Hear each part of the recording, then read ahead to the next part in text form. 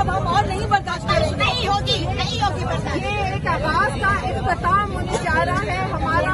इंशाल्लाह नया दौर आएगा। इमरान खान का दौर आ गया। ज्यादा से ज्यादा क्या होगा, हमारी जानों की कुर्बानी दी जाएगी, कोई बात नहीं। हमारे बच्चों के मुस्तकबिल संभलेंगे ऐसे लीडर के साथ जो इस वक्त पाकिस्तान को संभालने वाला है।